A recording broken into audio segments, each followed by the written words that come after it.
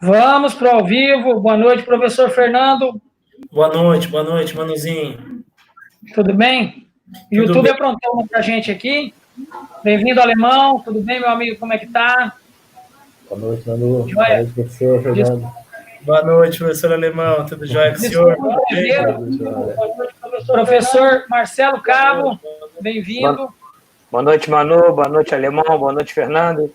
Boa noite, professor Marcelo. Como diz o Faustão, ao vivo é assim mesmo. É o bom e velho surpresa do futebol. A gente estuda o adversário, a gente planeja uma estratégia, aí no dia, a semana toda campo seco, aí no dia do jogo chove, começamos com um minuto, tomamos um gol, perdemos um jogador, mas tem que resolver o jogo. Exatamente. Boa noite, professor.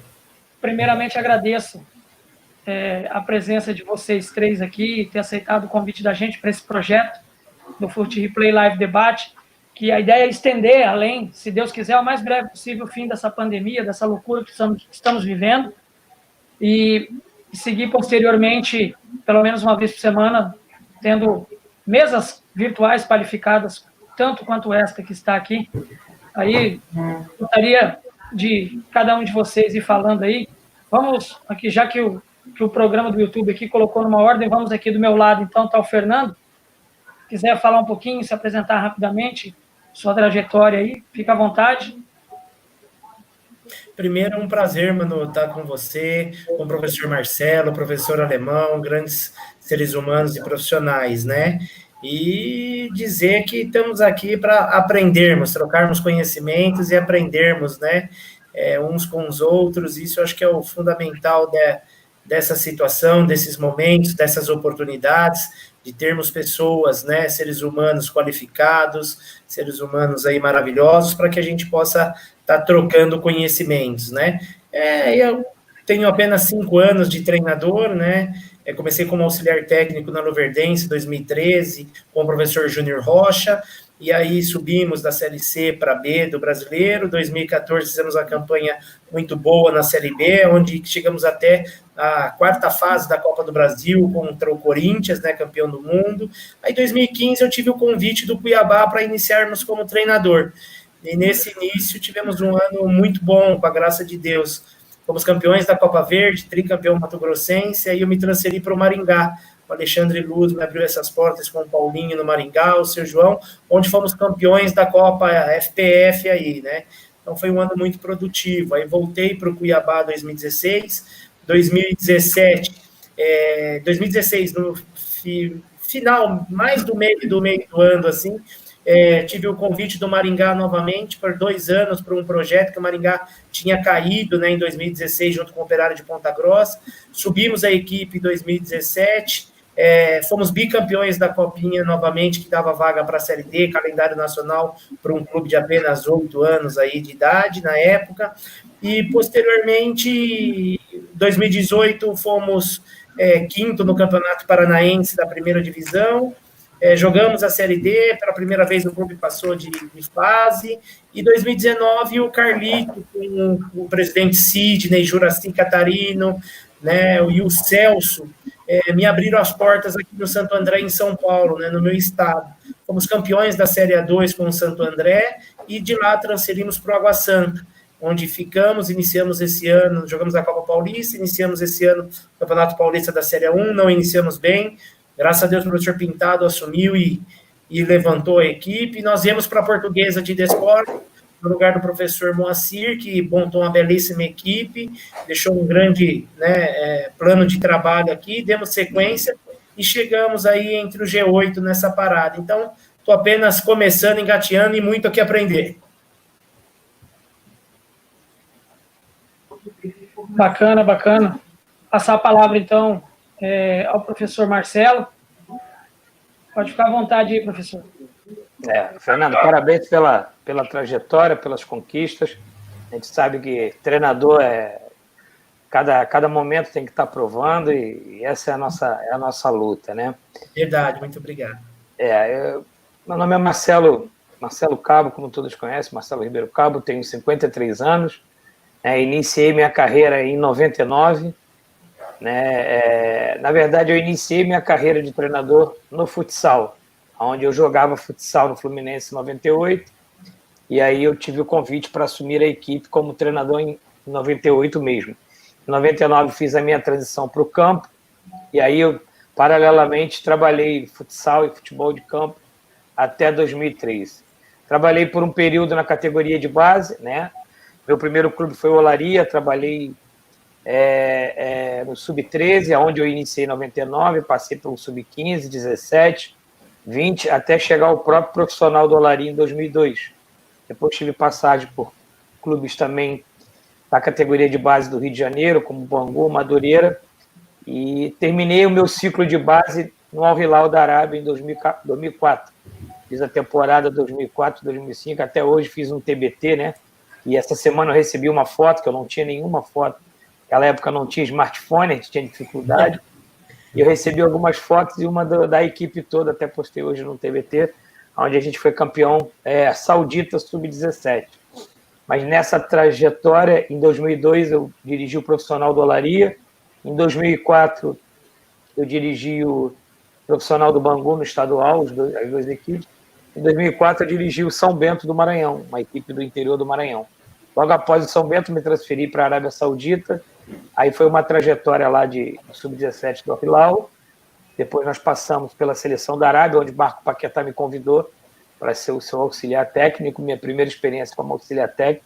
Fomos à Copa da Alemanha e ficamos 3 anos na seleção da Arábia até 2007. Aí eu retornei ao Brasil, tive o convite do Jorginho Dudunga para ser o observador técnico da seleção brasileira, onde eu fiquei de 2007 a 2010 na seleção brasileira, onde tive a oportunidade de trabalhar nas eliminatórias, conquistar o título da Copa das Confederações, que por coincidência passou essa semana na faixa especial da Sport TV o título, e culminamos na eliminação contra a Holanda.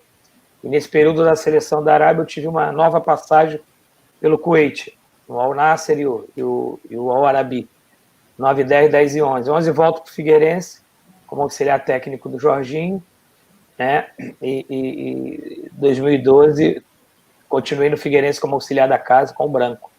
2013 inicio meu ano, 2012 retorno para o Emirados, com o Aldiba, a primeira divisão do Emirados. Não tive uma trajetória muito longa lá, fiquei apenas 4 meses. Voltei para assumir o Tombense, do Tombense 2013, e logo 13 fui para o Jorginho para Ponte Preta como auxiliar técnico, onde fomos vice-campeão sul-americano. Né? Aí 14 volto para o Emirados com o Jorginho, no Al-Oass, retornamos também numa breve passagem. Resolvo retomar minha carreira de treinador e não ser mais auxiliar.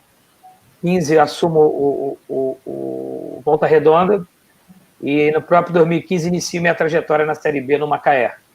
Aí foi 15 Macaé, Ceará, 16 Atlético Goianiense, onde culminamos com o título nacional. 17 iniciei o ano no Atlético, depois passei Figueirense e Guarani. 18 assumo o CSA, onde a gente consegue o acesso, né? Aí saiu 19, tem uma passagem pelo Vila e retorno para o CRB. Desculpa aí, foi um pouquinho longo, mas também tinha que falar um pouquinho da trajetória. Obrigado aí pela oportunidade. Não, show de bola, show de bola. Antes de passar para o Alemão ali, eu tive a oportunidade de fazer o trabalho com o Fute Replay com o professor Fernando, em 16, né, professor, no Cuiabá. 16. E também tive a felicidade de estar perto aí do trabalho do professor Marcelo. Agradeço a ambos aí a oportunidade e a confiança no trabalho da gente, né, naquela campanha da Série B de 18, e estadual e Série A no ano passado. Então, já fica esse registro aí, né? Agradecer a vocês. Alemão é um amigo de longa data aqui, de muitos e muitos anos, e também é uma satisfação imensa aí, a gente tem uma grande amizade, trocamos muitas ideias de futebol, né, Alemão? E passo a palavra aí para você fazer as honras. Manu, obrigado pelo convite, né? E dizer que é uma honra muito grande estar fazendo parte desse bate-papo com vocês aqui, porque, né, eu tenho acompanhado o professor Marcelo Cabo, né, uma trajetória muito bacana da sua carreira. O Fernando também, o professor Fernando, eu acho que nós até se enfrentamos junto com o Campeonato Paulista aí, né, professor? Por um tempo, né, eu vi que você jogou bastante aí também, eu também joguei bastante de 2005 a 2004 e de 95 a 2004 eu joguei ali no interior de São Paulo, e a gente deve ter se encontrado por ali, que é tanta gente que às vezes a gente nem se lembra, né? Mas para mim é uma honra muito grande estar passando aqui com vocês, fazendo parte desse bate-papo aqui. Pessoas que eu tenho acompanhado, que eu admiro bastante a trajetória de vocês. Na verdade, eu parei em 2008, e quando eu parei, eu não estava muito afim de seguir uma carreira de imediato, né? Então, eu parei relativamente cedo, eu parei inclusive no Galadap, eu sou de Maringá, né? A junção do Galadap lá, 2008, né? Eu já tinha meio que pensado em parar em 2007, quando eu vim do J Malicério, eu resolvi parar. Mas eu tive um convite do Galadap e eu acabei jogando Paranaense 2008 também. Mas quando eu parei, eu pensava em estudar, porque eu vou fazer uma faculdade, vou seguir minha vida, e, né, vou tocar o barco aí. E eu parei em 2008, em 2009 eu comecei a faculdade, mas eu tive uma oportunidade de uma escola de futebol aqui de Londrina, chamada Júnior Team, e eu trabalhei no Sub-13 em 2009 e no Sub-17 em 2010. E aí, no final do ano de 2010, eu recebi um convite para trabalhar na Secretaria de Esporte aqui de Londrina, na área administrativa da cidade. E eu achei muito bacana, porque eu falei, eu vivenciei o futebol, trabalhei tantos anos com o futebol, estou estudando, né? Estou fazendo a faculdade de Educação Física que eu fiz. E aí eu peguei e resolvi encarar. E eu fiquei 7 anos ali, eu fiquei até 2017, né? Trabalhei até 2016, né? 2016 inteiro, e em dezembro de 2016 eu saí. E aí, em janeiro de 2017, eu recebi um convite do Londrina, né? Quando eu já tinha me formado, eu estava inclusive atuando em escola de futsal aqui da cidade de Londrina, eu estava mais na área da educação do que do futebol. E aí eu recebi um convite do Londrina para assumir o Sub-17. Aí eu fiquei muito feliz, até porque eu comecei minha carreira como atleta em 92 no Londrina e subi para o profissional no Londrina e tive uma convocação para a seleção brasileira de torneio de Toulon Sub-21 pelo Londrina, na qual eu disputei 96 e 97, os 2 torneios de Toulon, que a gente foi campeão lá, a seleção foi campeão nos 2 anos. E eu fiquei muito feliz pelo convite. E aí eu fiquei 3 meses, eu trabalhei fevereiro, março e abril no Sub-17, e eles optaram em fazer uma mudança e eu indo para o Sub-19. Aí eu trabalhei o resto de 2017 e 2018 inteiro no 19. E o Londrina tinha um projeto para 2019, né, com o Roberto Fonseca. O Fonseca foi para o Novo Horizontino e eles tinham um projeto de sequência do ano, que era um projeto bem bacana. E eles me deram a oportunidade de assumir o profissional do Paranaense 2019, né? E com o Paranaense veio a Copa do Brasil, né, junto, e eu estava no comando. E a gente fez um primeiro turno razoável, o segundo turno, que foi do Paranaense, foi nos moldes do Carioca. O segundo turno a gente conseguiu ir à semifinal, e a semifinal foi contra o Curitiba, jogo único lá na capital, acho que nós perdemos de 1-0, se eu não me engano. E a gente acabou não indo para a final. E aí houve um retorno do Fonseca, e nós estávamos na 4ª fase da Copa do Brasil, que nós tínhamos conseguido chegar na 4ª fase, e houve uma derrota, né, lá contra o Bahia. E aí também o Fonseca, por alguns aspectos, ele acabou achando melhor sair. E eu segui, né, e a gente fez um belo início de Campeonato Brasileiro ano passado, a gente ficou entre os 3, quase que 15 rodadas entre os 3, né, entre os 4 primeiros. E depois o time acabou dando uma queda e a diretoria achou por bem a troca, né, a troca do comando. E eu acabei saindo em agosto do ano passado.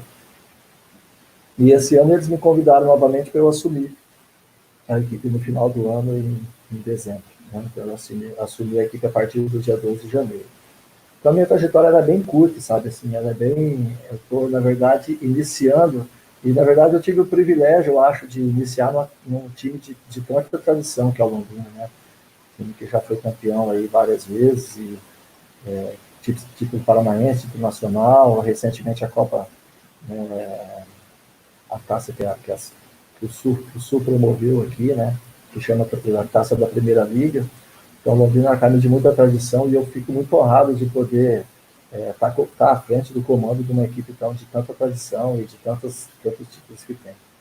Então, eu perto de vocês, assim, na verdade, eu sou menino, o professor Fernando também não tem assim um tanto tempo ainda, né? Também tem pouca, mas tem muitos títulos, tem muitas conquistas, né? E o professor Marcelo Cabo tem uma história já de bastante tempo aí, de muitas conquistas. Para mim também é uma honra muito grande estar participando e aprendendo com vocês para a gente crescer aí na carreira, né? E buscar cada um seu espaço.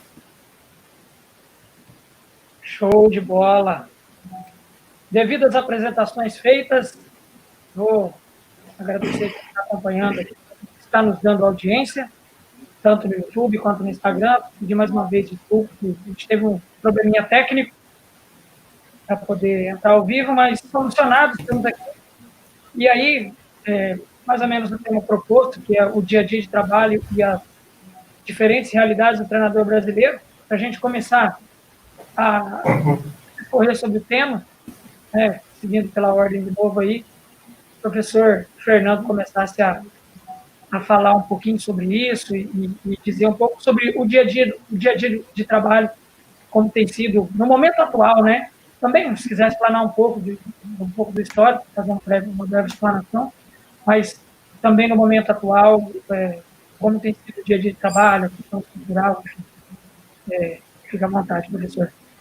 Então, mano, primeiro, dar os parabéns a esses currículos aí, professor Marcelo, que honra, hein? Parabéns, espetacular. Obrigado. Experiência, trajetória, olha, os acessos, né, com o Atlético, com o CSA, toda essa história aí é maravilhosa. Professor Alemão, um começo assim também é fantástico, parabéns, viu? Acho que só tem tudo para galgar e dar sequência, parabéns mesmo. Sobre os trabalhos agora, né, Manu, é bem restrito, porque nós não sabemos o que vai acontecer, principalmente com a Portuguesa. É um clube de muita tradição, que está se reestruturando, né, perante o nosso presidente, Antônio Carlos Castanheira, entrou esse ano. A Portuguesa hoje, que vem de tantos problemas que vinham, né, então hoje está sendo remodelada, hoje a Portuguesa está rigorosamente em dia. Por exemplo, na época dessa pandemia, nós estamos contratando, tendo uma fórmula de caixa que ele teve, com uma ajuda, mas assim, fazendo os pré-contratos dentro de uma indefinição para terminar a Série A2, para tentarmos voltarmos, né, à elite do futebol paulista, porque a Portuguesa hoje, o calendário do segundo semestre é Copa Paulista, né, então não sabe se vai ter, se não vai, né, perante essas dificuldades. Agora, ele está num momento de retomada, de reformulações, de ações. Esse final de semana teve aqui, porque é o ano do centenário do clube, teve uma ação de vendas de camisa e, os carros do portão principal iam na marginal, sabe? Foi espetacular essa ação. O resgate que a Portuguesa vem tendo é muito bacana, muito legal. E em relação aos trabalhos, é isso, o nosso preparador físico, o nosso fisiologista mandando os trabalhos para os atletas, né, em casa, nós acompanhando, trabalhamos agora, vamos começar a iniciar também uma parte tática em videoconferência para com eles, com os 3 adversários finais que faltavam, né, para o término da primeira fase. Então a gente vem levando mais dessa fórmula mesmo, não tem muito como ser tão diferente disso, até esperar esse retorno. Bacana.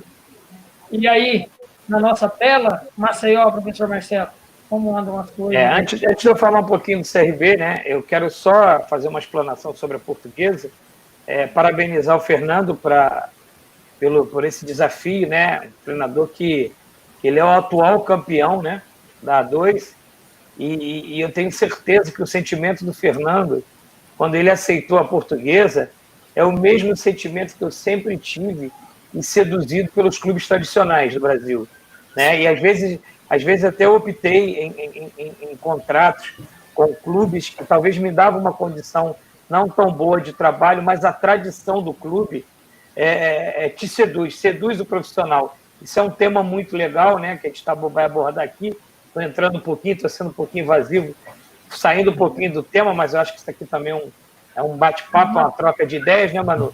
Porque eu já vivi muito isso, né?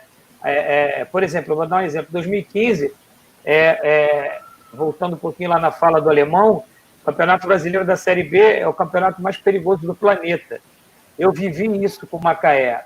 Quando eu saí na 17ª rodada, no Campeonato de 2015, aceitei o convite do Ceará, justamente pelo tamanho, pela sua tradição.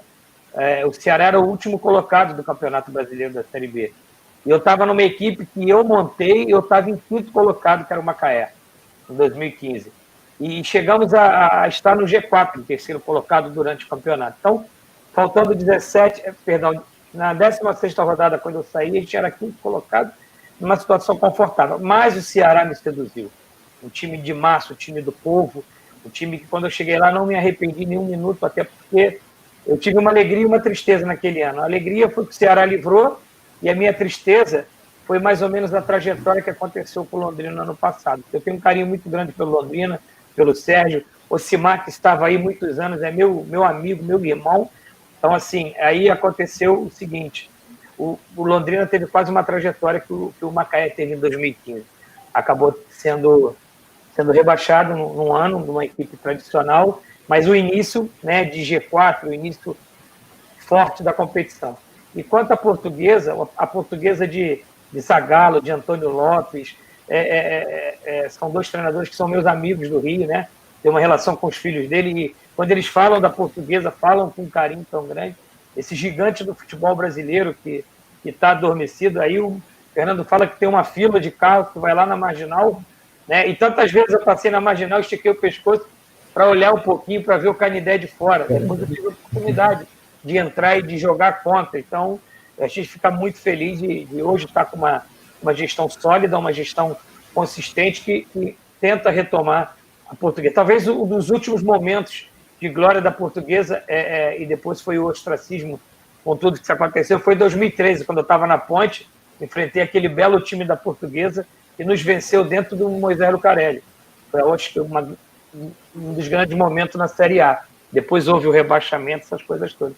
Então, Fernando, parabéns aí pela trajetória. Nós, profissionais, torcemos para clube como a Portuguesa voltarem à Série A, porque eles estão adormecidos agora, mas são gigantes do futebol brasileiro. Perfeito.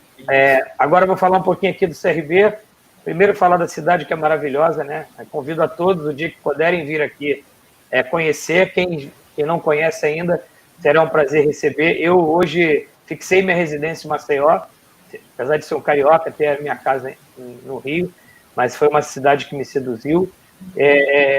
Minha segunda passagem por clubes do estado, né? E hoje o CRB me convidou no final do ano passado, faltando 10 rodadas para terminar a Série B, e a gente até a penúltima rodada fica com chance de acesso. Né? Quando a gente empatou com o Figueirense em casa na penúltima rodada, perdemos toda a chance matemática de acesso. E ali nós sentamos, foi feita uma proposta pelo presidente Marco Barbosa de renovação, iniciamos o trabalho de renovação para 2020, vivíamos talvez o melhor momento do ano quando fomos parados pela pandemia. Nós tínhamos 3 vitórias consecutivas em 3 competições diferentes, tínhamos acabado de vencer o Cruzeiro no Mineirão com uma partida muito boa, vencemos o Confiança fora, que até então estava invicto na Copa do Nordeste, era primeiro colocado da sua chave, tínhamos vencido pelo Campeonato Estadual. Aí teve a parada da pandemia, cumprimos o protocolo de férias e agora retornamos nas últimas semanas, com o trabalho de home training. E claro que isso alterou completamente o nosso planejamento, a gente vinha numa crescente. Só para vocês terem ideia, na semana que o campeonato foi interrompido, a gente tinha feito 4 contratações, já pensando na reta final das competições regionais e para o estadual, para a Série B. Eu, pela experiência que eu tenho de Série B, a Série B é uma competição que você tem que começar muito forte, pontuando e se estabelecendo dentro da competição.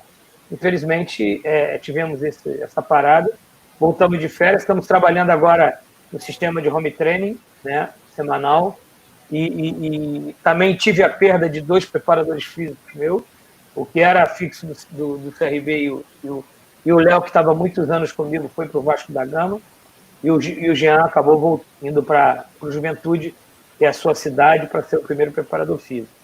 E eu trouxe o Thiago Mercel, que trabalhou comigo no Resende, estava na base do Corinthians. E hoje a gente está trabalhando no sistema de home training. No primeiro momento, liberamos os jogadores de férias e quando terminou as férias, trouxemos todos de volta para para a nossa primeira fase da intertemporada, que é de home training. Estamos trabalhando com parte física, ministrado pelo professor Tiago, e também implementando alguns conceitos táticos também, para que a gente possa diversificar um pouquinho esse nosso trabalho. Sabemos da dificuldade dos atletas de trabalhar dentro da sua casa, mas é o que nós temos para o momento e estamos entendendo que a gente precisa iniciar nossa intertemporada fase 1 com esse trabalho de home training. E agora estamos aguardando, o CRB está se organizando para que assim que as autoridades de saúde nos autorizem aqui no estado a voltar ao treinamento, nosso centro de treinamento está já sendo pronto, finalizando para aguardar os atletas com os treinos presenciais. Show de bola. Show de bola. Alemão, diga aí. Eu vou voltar também um pouquinho na mesma fala do professor Fernando. Aqui, assim, sendo bem certo, o tema é uma proposição, mas a resenha é livre. As estrelas do bate-papo são vocês. Eu sou privilegiado. A gente pede para o jogador não engessar, então a gente não pode engessar, né? Exatamente. Tem uma planificação tática, uma estratégia de jogo, mas, como eu disse lá no início, o jogo ele apresenta nuances. Sejam tranquilos e fiquem livres aí. Transcorram da melhor maneira que vocês acharem. Quando o professor Fernando fala da Portuguesa, né, como o professor Marcelo estava também, eu tenho comigo assim, professor Cabo, se eu tenho uma opção de contratar um jogador, ele tem de ir para um time médio pequeno, pagando mais, e às vezes ele tem uma proposta de ir para um time tradicional, com exemplo da Portuguesa, às vezes pagando um pouco menos, ou a mesma coisa, ou às vezes até um pouco mais, mas sabendo que ele corre o risco de não receber, ele prefere, às vezes, correr o risco de não receber, né? Num time que às vezes não está numa situação muito boa, mas o peso da camisa, né? A história do clube, né? Porque o que a Portuguesa foi é impressionante, né? A Portuguesa era um time, assim como o professor Marcelo Cabo falou, eu passava lá do outro lado da Tietê, eu olhava para o Canindé, né? Da marginal Tietê lá, você olha para o Canindé, você fala, que está, né? Eu tive o privilégio já de jogar várias vezes dentro do Canindé contra a Portuguesa, e era um peso muito grande você jogar contra a Portuguesa. A Portuguesa era um time que você respeitava ela tanto quanto você respeitava Palmeiras, Corinthians, São Paulo, quando você ia jogar contra essas equipes, né? O professor, se eu não me engano, jogou até na Portuguesa, o Fernando, se não me engano, jogou contra várias vezes, né? O professor também acho que jogou lá. E realmente são times tradicionais, assim, é bacana, né, professor Marcelo? Que você vestiu, trabalhar, defender uma camisa que você sabe que ela é pesada, que ela tem uma tradição grande. Isso eu acho que para todo mundo, assim, eu me sinto assim hoje aqui no Londrina, porque eu nasci aqui no futebol, eu comecei aqui no futebol, e eu sei o tanto que a torcida gosta, o tanto que a torcida é exigente, o tanto que as pessoas ficam felizes quando o Londrina está bem, quando ele está, ano passado, os títulos que o Londrina teve aqui, o estádio lotado com 30, 35 mil pessoas aqui no Estado do Café, isso direto acontece, né, quando a equipe está bem. E ano passado eu senti um pouquinho disso nas nossas classificações na Copa do Brasil, uma classificação fantástica contra o Paraná, contra o Botafogo da Paraíba, que era um timaço, estava muito organizado ano passado, o time do Botafogo, e é um time organizado. E você sente o calor da torcida, você sente a felicidade desses torcedores quando eles têm uma vitória marcante assim para eles, né? Então, realmente, aí você vai vestir a camisa do CRB, por exemplo, igual o professor Marcelo Cabo está lá, é um time principal do estado dele, é a referência, é um time que vai brigar pelo título estadual, com certeza, né? Ele vai brigar pelo título, ele vai brigar pelo título da Copa Verde, é um time de referência que tem possibilidades claras de ter um acesso à Série A, porque tem condições para isso. E aí, quando você monta uma comissão técnica conceituada, vencedora, e que tem esse caminho já direcionado, igual o professor Marcelo Cabo tem, então isso daí tudo eu acho que as equipes elas têm um privilégio muito grande de ter profissionais desse jeito, e a gente, como profissional, a gente tem orgulho de estar à frente dessas equipes, né? Então, acho que isso é muito, muito bacana. O Londrina aqui também, a gente está num momento de bastante definição, na verdade, né? Porque a queda para a Série C, mas houve um problema com o Figueirense, houve um problema recentemente com o Brasil de Pelotas, de denúncia de atraso de salário, e esse atraso de salário no regulamento do campeonato ele existe a punição, né? Então os advogados do clube eles estão lutando para ver os direitos do clube, de repente até ter um retorno à Série B. Mas com isso a gente também tem uma dificuldade muito grande, professor, pelo fato da gente não saber muito que equipe você monta, você não ter muito uma realidade definida, sabe? Se você vai disputar a Série C, se vai disputar a Série B. A paralisação do campeonato aí também, nós estamos numa fase de mata-mata, nós pegamos o Atlético Paranaense na próxima fase, né? E nós também já estávamos preparados para enfrentar, e a paralisação agora, ela trouxe mais certeza ainda maior para todo mundo, e para o Londrina. Você vê como que é difícil uma equipe de peso como Londrina, ela teve um início de campeonato belíssimo, e se falando até em acesso à Série A, né? E de repente ela teve uma queda grande e acabou caindo para a Série C. E você está hoje, apesar de, né, o clube tem a perda da receita, porque não tem a receita da Série B, da TV, aí ela, logicamente, na Série B, na Série C, ela não vai ter os mesmos patrocínios que ela poderia ter na Série B, que os jogos são transmitidos todos ao vivo, e aí você tem a queda da equipe, você tem a perda de patrocínio, né, e você tem uma definição em maio, que nós estamos, você tem a definição se você disputa a Série B ou a Série C, né, do próximo ano, isso o campeonato acontecendo. Então você imagina, né, que o Londrina está numa situação assim, bem definida, mas o Londrina tem uma estrutura, né? O Londrina tem um corpo, ele tem uma equipe montada, ele tem bons jogadores, hoje jogadores mais jovens, né? Não são jogadores tão tarimbados, como às vezes a divisão ela exige para você ter um acesso a um ou outro jogador mais cascudo, mas a ideia é se preparar para contratar aí no mínimo 5 jogadores um pouco mais tarimbados, para que venha dar mais força para esses meninos, para esses jovens, bons jogadores que nós temos na nossa equipe, né? Alguns mais imaturos, outros médios, né? Mas a nossa equipe, para o senhor ter uma ideia, a média de idade nossa do campeonato de jogo era 22, 21 anos e meio, 22, ela variava dependendo do jogador que eu colocava, um pouco mais velho, um pouco mais novo, mas ele gerou em torno de 21 anos, né? Então todo mundo falava, o Atlético joga com sub-20, né? Então, o Atlético joga sub-20, o Atlético joga. Inclusive o jogo que nós jogamos com o Atlético não era nem sub-20, era sub-20, não era sub-22, né? A idade de média do Atlético deu 20 anos e meio, mais ou menos. E o nosso deu 21 e alguma coisa, nem 22 anos a média de idade.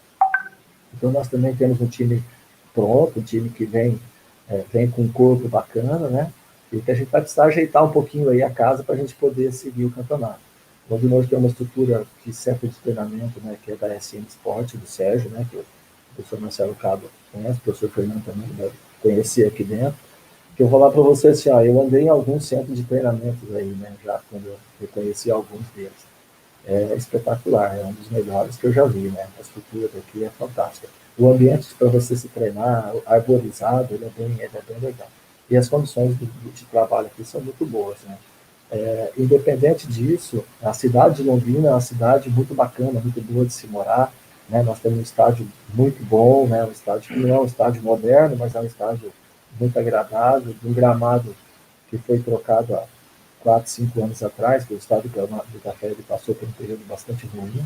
Inclusive, quando eu estava na administração da Secretaria de Esportes, eu fazia parte da gerência dos próprios, né, estádio, autódromo, eu fazia uma gerência disso daí. E a gente sofreu bastante com o gramado, mas hoje não, hoje o gramado do Estado do Café está no nível bom. Eu acho que não é como outros pop que a gente vê por aí, mas é um nível bom. A estrutura de Londrina é muito boa, né, a camisa, a história de Londrina, e a gente está em busca aí de se preparar. Também, como o professor Marcelo falou, também um home trabalho, um home treino, né, porque a gente não tem como ir para lugar nenhum, e os jogadores estão fazendo o seu trabalho direcionado pela preparação física, pelo nosso professor João Carlos Ruiz, né, que é nosso preparador físico, o trabalho direcionado por ele, e dentro de cada condição, de cada situação de cada jogador, também fazendo o seu trabalho. E na verdade, professor, eles já estavam fazendo, né, a gente tem alguns que a gente acompanha na rede social, né, então quando teve as férias, quando tiveram as férias, que o clube anunciou 30 dias de férias, muitos, você vê que os caras estavam indo aqui, indo ali, dando um jeitinho de ir numa academia, dando um jeitinho de treinar, e os caras estavam treinando. Eu acho que é esse tipo de profissional que a gente espera ter no nosso evento sempre. Né? Ô Manu, eu queria aproveitar, deixa só, e fazer uma pergunta aí para eles, para o professor Marcelo Cabo. Tem uma curiosidade, que é essa vasta experiência, esse currículo, professor. O senhor mencionando o currículo, até depois o professor Alemão também pegou esse gancho de começar com futsal, né? Eu também participei e joguei futsal aqui em São Paulo no meu início. O senhor trouxe muita metodologia de trabalho, vocês trouxeram do futsal para essa evolução, depois para essa migração do futebol de campo, Marcelo, com essa experiência do senhor lá fora, né, Copa do Mundo, Seleção Brasileira, aonde o senhor vê a importância, né, do futsal em tudo isso, para que o senhor acha que mais ali na formação só, até o princípio da formação, que evolui a parte tática, o senso cognitivo, as tomadas de decisões mais apuradas, os gestos técnicos, ou o senhor acha também que, com o passar do tempo lá, vai fazer uma diferença, isso até dos próprios treinamentos, para aqueles atletas em equipes que não passaram, para que passaram para os 25, 27 anos, aí para uma Série B, Série C e essas outras experiências internacionais? Eu trouxe muitos conceitos do futsal. Eu joguei minha carreira toda profissional. Eu até o sub-20 joguei futebol de campo e futsal. Quando eu cheguei no sub-20, eu optei em jogar futsal. E tive uma carreira aí, joguei na Europa, joguei em Valência, na Espanha, joguei Flamengo, Fluminense, a extinta Tio Sam, e as equipes aí com Taça Brasil, como tinha na época. Então, tive a oportunidade de jogar ao lado e enfrentar esses ícones aí todos do futsal. Eu peguei o final de uma geração, tive uma trajetória de uma geração completa, que é a geração de Bradesco, Perdigão, e depois eu peguei esse início dessa geração, de Falcão, de tudo, eu já finalizando minha carreira e eles iniciando. Então eu pude ter oportunidade de ver de perto. Então, eu logo em 99, quando eu assumi o Olaria, e por então trabalhar no futsal e no futebol de campo, a gente trazia muitos conceitos do futsal para o futebol de campo em treinamentos, já em 99. E hoje, a gente entende que, com os conceitos e a metodologia de treino, o futebol de campo hoje está muito mais similar ao futsal do que até na época em que eu trazia esses conceitos. Porque hoje a gente, os conceitos que a gente tem em todos os cursos que a gente faz lá na CBF Academy, a gente divide o campo em 3 terços, né? A gente compacta o time em 30 metros, até que tem a quadra de futsal, entre 30 e 40 metros. Os conceitos de treinamento, em que você faz o jogo apoiado, com 3 apoios, o quadrante, para poder ter 3 opções de passe, aquilo, todos os conceitos que a gente treina, a gente já tinha no futsal. A gente chamava de rondo. O rondo hoje, a gente já tinha o rondo no futsal, entendeu?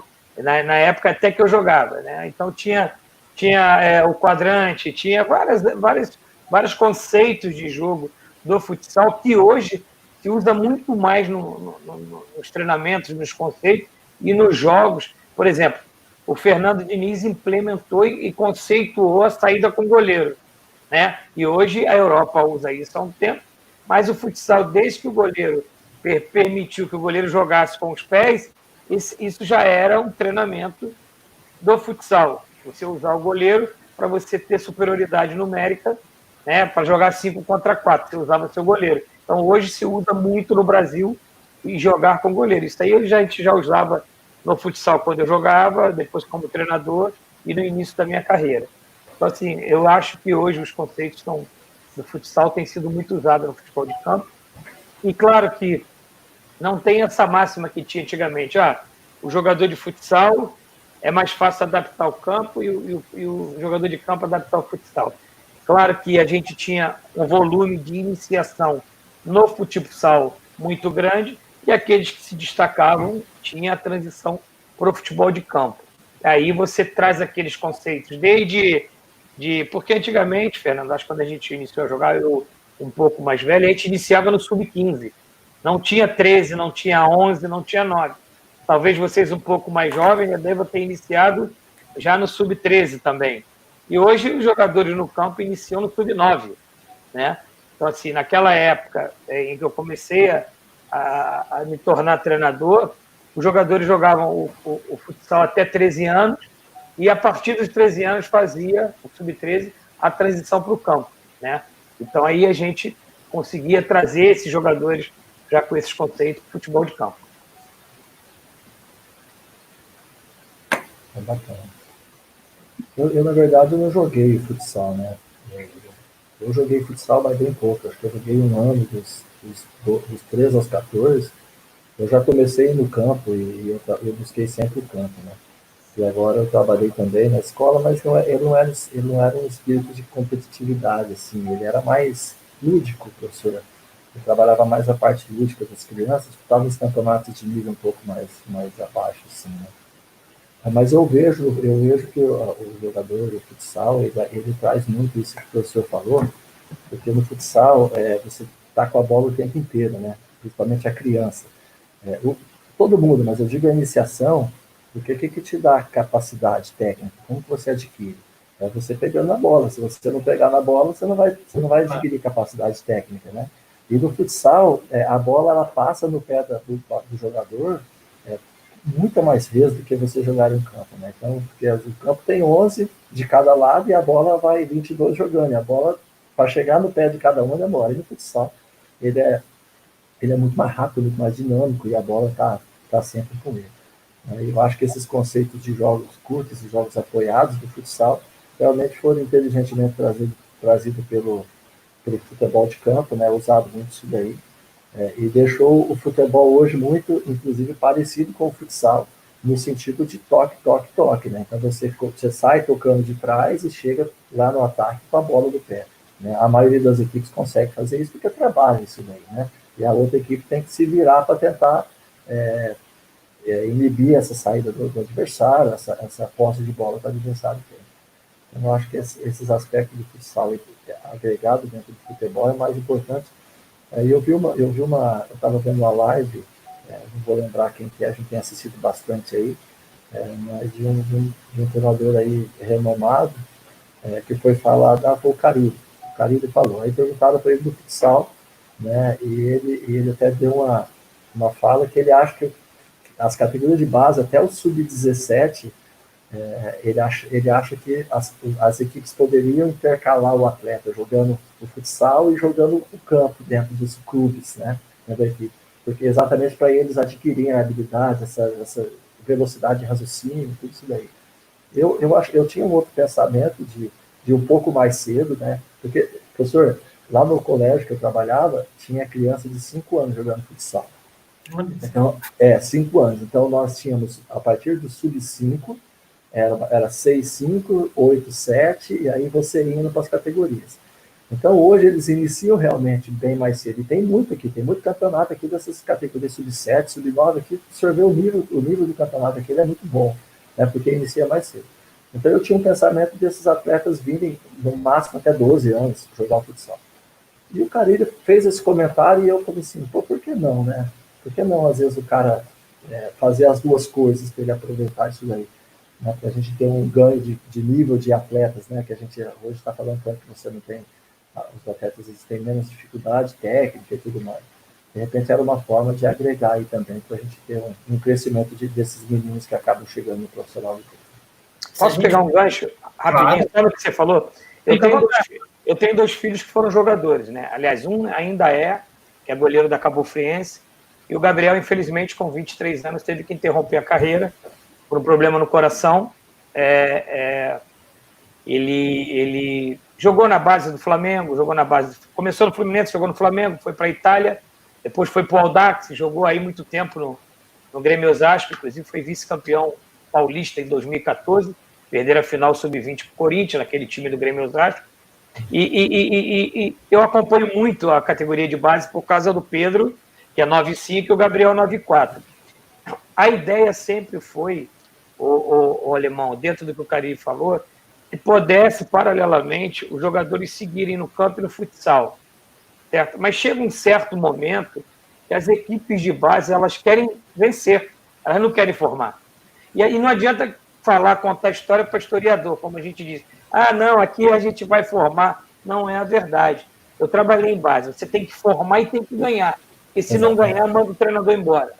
Isso é uma utopia dizer que não manda. Vocês são profundos conhecedores de categoria de base, sabem disso. Então, o que acontece? Você pega os melhores, e o que acontece? Quando começa a funilar, está jogando futsal e campo no Sub-13. Quando começava a funilar as competições na reta final, eu digo isso pelos meus filhos porque eu vivi, com o Pedro e com o Gabriel. Chegava agosto, setembro, outubro, proibia de jogar futsal. E ele jogava só campo. Por exemplo, o Flamengo, naquela época, no 15, já não podia mais jogar futsal, só até o 13. E assim, o Gabriel não pôde mais jogar futsal com 13 anos. E assim outros atletas. Então, assim, por quê? Tudo bem, não dá para ele treinar no campo e no salão todos os dias, mas sim, pelo menos que ele vá ao futsal 1 ou 2 vezes na semana, né?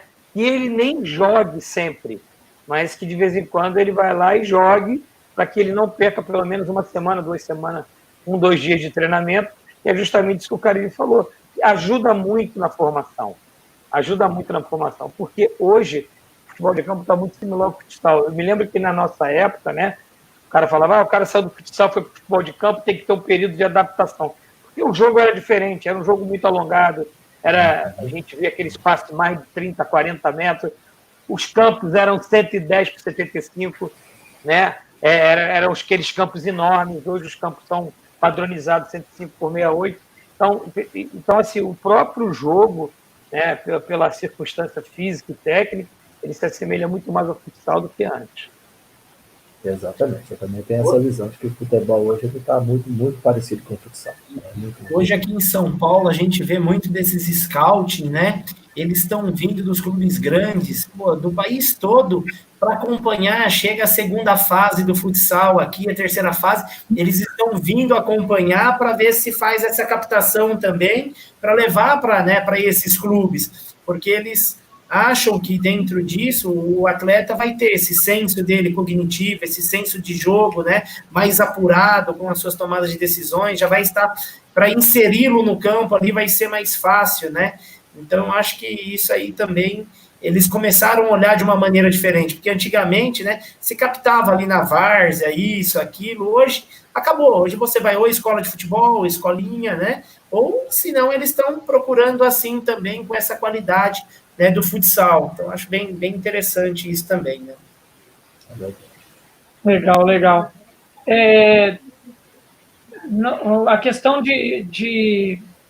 do dia a dia de trabalho e as perspectivas que vão vir, eles abordaram. E o pessoal aqui está mandando algumas perguntas. Se vocês puderem aqui, eu vou separar algumas aqui que são mais generalistas e aí que possam contribuir aqui. Vou colocar na tela aí, para vocês poderem dar uma olhadinha. O Dom Roberto Costa queria que falassem sobre os cuidados que se deve ter na escolha de um clube, principalmente no começo de carreira. Fiquem à vontade aí para responder. Vai lá, professores. Pode ir, Fernando, pode responder. Então, vamos fazer por ordem as perguntas, tá? Para a gente poder ter um... Fernando responde a primeira, depois eu respondo, depois o alemão. A gente vai ficar aqui um olhando para o outro com muita beleza e ninguém vai responder. Ninguém vai responder. Beleza, show de bola. E aí, se vocês quiserem transcorrer na pergunta, debater...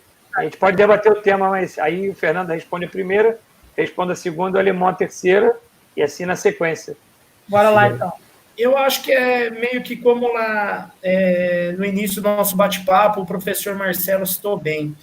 Eu acho que assim, você vai procurar se informar, você vai buscar as informações, né, sobre o clube, sobre o elenco, sobre as condições, as pessoas, os seres humanos que estão à frente. Porém, tem alguns momentos, algumas escolhas, que é como o professor Marcelo falou, que a camisa pesa, a paixão, né, por aquela situação vai pesar também para que você possa levantar um clube Então, acho que assim, mas se você for ver friamente, são as condições de trabalho, o elenco, né? A ambição daquele clube, quais são as projeções, quais são as metas dele, ter uma programação, né? Um organograma bem sólido, bem definido. Porém, que aqui a gente sabe que é muito difícil. Você procura se assimilar, chegar perto disso, mas você sabe que é o resultado que manda, né? Não tem isso. Então, acho que assim, depende muito cada situação, cada momento e cada caso mesmo. Eu vou fazer um contraponto, né? O Fernando ele explanou muito bem, mas assim, eu sou oriundo da Cascuda, né? Eu venho lá do Rio de Janeiro. Eu comecei lá em 2002 no Olaria, depois passei por Bangu, Resende, Volta Redonda, CFZ, Bom Sucesso. Então, amigo, é quebrar muita pedra, entendeu? Então, Roberto, às vezes a gente não tem nem a opção de dizer o não, sabe? E sabe por que às vezes o treinador ele demora muitas vezes virar? Porque ele não tem a opção de escolher. Aquela é a oportunidade que eu tenho e eu não posso nem avaliar os conceitos e as condições de trabalho que eu tenho. Se eu não abraçar esse porco-espinho aqui, eu não vou caminhar na minha carreira. E às vezes a gente não tem nem a oportunidade de dizer não. Porque se eu não pegar, outro vai pegar. E se eu não pegar, eu não tenho talvez 3, 4, 5 escolhas. Principalmente nesse tópico que você colocou, início de carreira. Você já viu quantos treinadores tem no Brasil? Capacitadíssimos. Milhares e milhares e milhares, milhares de milhares de treinadores empregados. Às vezes o cara até não olha nem para o salário e olha para a oportunidade. Eu vou falar rapidamente o que aconteceu comigo em 2004. A nossa carreira não tem só sucesso. Eu, muito jovem, eu fui dirigir o Bangu em 2004 no centenário do Bangu. O Bangu é um clube muito tradicional no cenário nacional. O Bangu é um time vice-campeão brasileiro, vice-campeão carioca, perdeu a final para o Coritiba em 85. Se eu falar que eu estava no estádio, não me chamem de velho, não. Eu estava lá vendo esse jogo. Então, assim, quando eu fui rebaixado pelo Bangu, no final do Campeonato Carioca, no seu centenário, eu achei que eu não teria mais uma nova oportunidade numa equipe profissional. Recebi um telefonema, na época, de um amigo: você quer ir para o Maranhão dirigir a equipe no Campeonato Maranhense, que antigamente não era unificado. Alguns estados faziam no segundo semestre, para poder aproveitar a demanda do primeiro semestre de algumas equipes. Falei, cara, não me diz nem quanto é que eu vou ganhar, me diz aí onde é que eu tenho que ir. Eu fui para São Bento, interior do Maranhão. Você não tem ideia a dificuldade que é para chegar em São Bento. Eu peguei um avião, um ônibus, um ferryboat, e depois do carro do presidente para poder chegar no clube.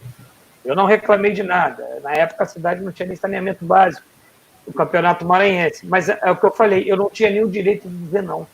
Eu não quis nem saber a condição de trabalho. Até que eu tive uma condição razoável, fizeram um bom time, nós fomos vice-campeões no primeiro turno do Campeonato Maranhense de 2004, mas eu estou dando esse exemplo porque às vezes a gente não tem nem o que avaliar, entendeu? E o cara vai e pega um projeto que não tem dinheiro, não tem estrutura de treinamento, não tem qualificação humana, mas ele precisa pegar que é uma chance.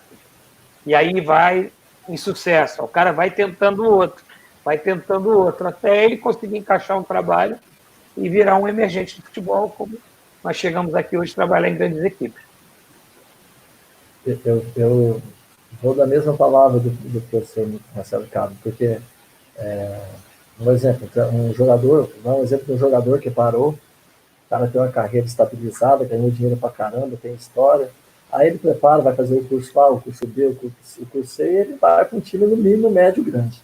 Né? Ele tem já um nome já formado como ex-atleta, e ele tem uma carreira como ex-atleta totalmente sólida, então para esse daí é mais fácil.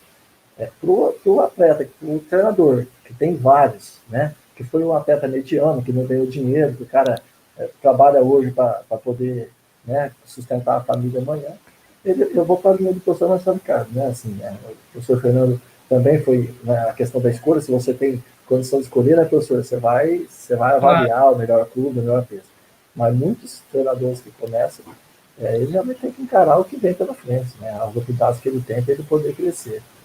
Vocês fizeram os cursos da CBF, vocês vê, né? Eu ainda não tive esse prazer de fazer, pretendo fazer o quanto antes, vocês verem quantos treinadores que estão no mercado desempregados fazendo curso que têm um nível altíssimo, né, de inteligência, de currículo, de estudo, de tudo mais. Eu estou participando agora do curso online aqui com o Gabriel Buzinger, né, do Avaí. Pô, tem um monte de gente na sala ali, né? Nós estamos numa sala com uns 40, 50 dentro da sala.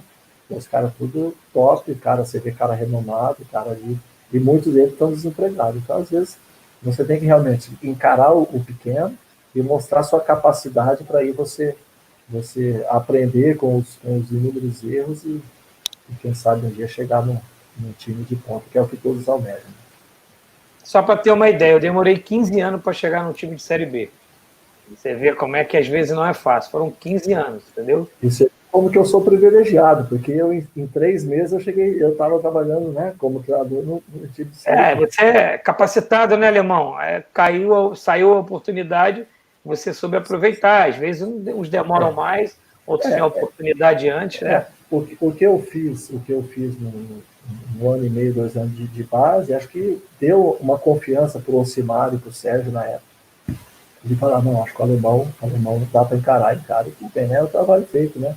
São as oportunidades que acontecem, mas muitos têm que, né? Eu vejo a carreira de muitos treinadores que passaram, né, que eu acompanho, assim, os caras ralou. Eu vou dar um exemplo, assim, do Roberto Fonseca, que é daqui. O Roberto Fonseca começou aqui, perto de Maringá, no time da 2ª divisão do Campeonato Paranaense. Quando ele parou de jogar, teve uma oportunidade, porque o Roberto tá no mercado há quanto tempo, né? E hoje ele está mais estabilizado, Paulistão de Série A, Série B, né? Então, já não tem não. Então, são inúmeros, né? Inúmeros nomes desse daí.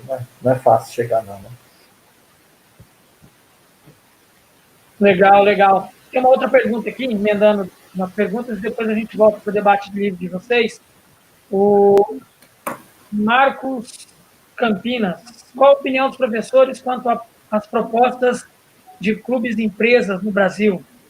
Eu acho que vou até interferir aí na resenha, vou dar uma sugestão para o Alemão, pelo modelo de gestão que tem no Londrina, né, que o Sérgio é o gestor do clube, tem um corpo administrativo, o que você poderia iniciar o debate, né, dentro dessa perspectiva da pergunta do Marcos aí?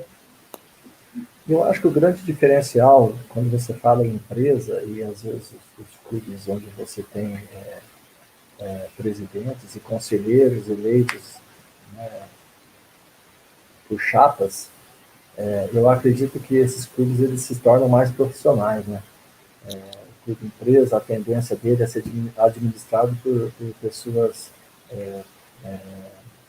de repente que tem um preparo melhor para isso, e facilita muito, né, para o clube, porque eu acredito assim, quando você tem uma pessoa, uma administração mais restrita, porque no futebol todo mundo manda, todo mundo quer mandar, todo mundo entende, todo mundo é treinador. Às vezes a imprensa quer escalar, quer mandar embora, quer derrubar o treinador, quer contratar o treinador. E quando você tem uma administração mais profissional, ela não é voltada para a política, né, para politicagem ou para política, você tem mais facilidade de levar a coisa de um norte. Por exemplo, vocês têm muito a falar disso, né? Você tem uma convicção e você monta o seu time e você pensa em subir, em ser campeão, em ter acesso. Às vezes a coisa não vai dar muito certo no primeiro momento, mas você tem a tua convicção, você não vai fugir muito daquilo. Às vezes não deu certo hoje, mas vai dar certo amanhã, né? Porque a tua convicção, ela é única. E aqui eu vejo assim, então, por exemplo, existe uma administração do Sérgio em 10 anos que, quantas coisas ele ganhou aqui dentro, né? Inúmeros de acessos, inúmeras vitórias, inúmeros títulos. Existia crítica? Sim, existia crítica. Muitas vezes mandaram, vou dar um exemplo, o Tencati ficou aqui 7 anos, mas em alguns momentos, inclusive quando ele foi campeão paranaense em 2014, no começo do campeonato, a imprensa inteira queria que mandasse ele embora, né? Era para mandar ele embora, era para dispensar, e a gestão segurou, falou, não, eu confio no trabalho que o profissional está fazendo, acho que o caminho é esse, e eles seguiram firme e foram campeão.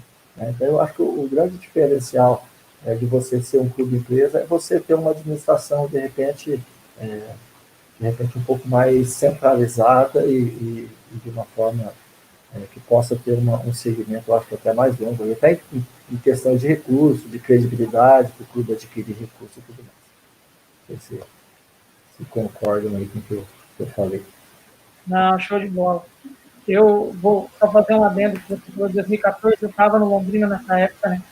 E foi um bocado ali, uma oscilação que a equipe teve durante a primeira fase do Paranaense, e o fato de ter o gestor como o Sérgio, houve cobrança, houve torcida invadindo o campo lá em Araponga, a gente perdeu o jogo, querendo bater em todo mundo e tal, e aquela pressão para tirar, e ele teve a convicção do trabalho, manteve, e a gente conseguiu, com o tempo, fazer a recuperação do trabalho, que acabou culminando no título estadual e depois no acesso da Série D para a Série C, né?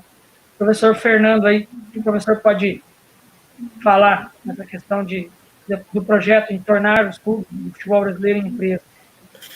Eu acho que, como o professor Limão falou, acho que você tem pessoas que já tratam, né, como um nível que eles têm de ser empresários de uma forma diferente, com as convicções diferentes, né?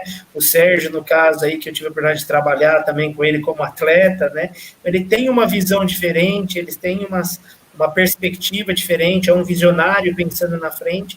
Então, eles sabem, né, tem mais, acho que, tranquilidade para segurar a onda quando você precisa naquela situação. Acompanham e sabem quem está do lado. Não é claro, não é toda hora que isso acontece, né? Porque o resultado, para muitos, né, é o que influenciam ali na situação. Mas eu acho que é menos gente para você ter que dar satisfação, menos gente para interferir no trabalho. É uma linha mais direta, mais sensata ali do bate-papo, com dois intermediários só para que você possa tratar da situação. Acho que é uma linha boa. Hoje, aqui na Portuguesa, nós temos vivido isso, apesar que é um clube, né, centenário com tudo isso, mas a linha direta, sou eu, o nosso executivo, o Flávio, e o presidente Castanheira. Então, assim, é uma linha mais direta, então tudo acho que fica mais fácil e não tem muitas coisas para serem distorcidas no meio do caminho. Professor Marcelo. Eu acho que a solução do futebol brasileiro passa pelo clube empresa, na minha opinião. Só que a gente precisa ter muito cuidado. Você não pode tratar o futebol na sua essência como uma empresa. Eu já tive algumas experiências similares e ela não foi boa. Por exemplo, assim, eu não posso tratar... Eu sou o gestor do clube, eu venho de um segmento X e eu quero tratar o clube como essa empresa.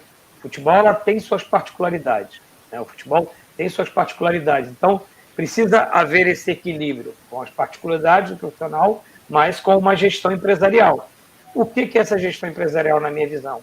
Eu acho que todos têm que ser treinados para militar no futebol, para fazer uma gestão do futebol. Respeito muito executivos de outra área, mas não adianta você trazer executivos de outra área para administrar o futebol. Ah, não, mas ele é só o administrativo. Mas não, o futebol tem as suas particularidades. O trato com um jogador de futebol, ele não é o trato como um funcionário do administrativo. É diferente, você precisa ter esse time, esse feeling, ter um conhecimento profundo nessa gestão dos jogadores, dos profissionais de futebol. Então, quando a gente fala de clube-empresa, a gente fala assim, não, vou trazer um CEO da empresa tal para ser o CEO do clube aqui. Não vai dar certo. Ele tem que se preparar para uma gestão do futebol. Aí eu acredito que esse profissional vai dar uma resolução no problema. Mas eu acho que o caminho do futebol passa pelo clube-empresa. Eu acho que o futebol vai estar em outro patamar, mas eu acabei de terminar minha licença Pro agora e com certeza passa pela qualificação de todos os profissionais para tornar esse sonho do clube-empresa em realidade. Excelente, excelente, excelente. O pessoal está gostando do bate-papo aqui, está chovendo pergunta aqui, viu? Manu, posso fazer uma? Claro, fica à vontade. Gente, vocês dominam aqui, vocês que mandam. Mas é uma coisa que eu queria, até pela experiência do professor Marcelo Carlos e do professor Fernando Marchiori, né? Não sei se já aconteceu com você, acredito que deva ter acontecido. Às vezes vocês foram para um clube, às vezes até início de trabalho, mas vocês não montaram o plantel que vocês gostariam, né? Então, já tinha um plantel praticamente pré-definido e vocês trabalharam mais ou menos com aquilo. né, se tiveram alguma situação dessa, qual o foco principal para você pegar uma equipe dessa e tentar fazer dela uma equipe vitoriosa? Porque eu imagino que vocês também são assim, que vocês têm alguns jogadores que vocês visualizam, ou já trabalharam, ouviram falar, esses jogadores aqui, ele vai vir para o meu time, ele vai me ajudar assim, assim, assado, e nós vamos ter força para chegar ao acesso, ao título. E às vezes vocês foram para um time que o time estava lá praticamente montado, vocês não conseguiram interferir muito, mas vocês falaram, não, essa equipe aqui, em um treino, uma semana, 2 semanas, vocês observam, não, nós temos potencial de subir e crescer. E eu preciso de alguns mecanismos. Isso já aconteceu com vocês de alguma forma, né? Eu tenho uma experiência bem clara sobre esse assunto. O Atlético Goianiense 2016, eu cheguei faltando uma semana para o início da Série B. A equipe vinha de uma eliminação numa semifinal para o Anápolis, que foi uma coisa, no conceito de todos, no clube desastroso. Perdeu uma semifinal para o Anápolis dentro do Serra Dourada. E eu me lembro que o Adson fez a primeira reunião comigo. A equipe já vinha de 2 semanas de intertemporada. Eu cheguei faltando uma semana, ele falou, ó, a equipe é essa, eu não tenho como modificar por causa da questão de orçamento, rescisão. Eu só trouxe um jogador, que no caso, na época, era o Michel, que estava no Grêmio. Então, é com esse time que você vai ter que iniciar a Série B. E eu tinha alguns profissionais de um bom relacionamento que fazia parte da comissão técnica do clube. Conversei com eles e eles foram muito convictos que a equipe era boa, foi um erro de transcurso e a gente tinha possibilidade de ter sucesso na Série B. Eu confiei no staff que estava no clube, até porque eu tinha um relacionamento muito bom com o Jorge Soter, que era o preparador físico. Iniciamos a Série B e terminamos a Série B campeão. Entendeu? Então, assim, aquilo que você falou, o que eu vejo nessa situação? Às vezes você monta o seu elenco, quando você pode contratar, dentro do modelo de jogo que você imagina. Nessa circunstância, às vezes você tem uma ideia de modelo de jogo, mas as peças que você encontra não se encaixam. Então, isso passa do treinador a se readaptar, se adaptar ao elenco que você tem. Às vezes você pensa num sistema X de jogo, mas tu olha lá no elenco e fala, eu não tenho as peças para esse sistema X. Então eu vou ter que, esses jogadores me dar a sustentação do sistema Y para que eu tenha mais sucesso. Aí você tem que sim se adaptar. Eu acho que passa muito por aí.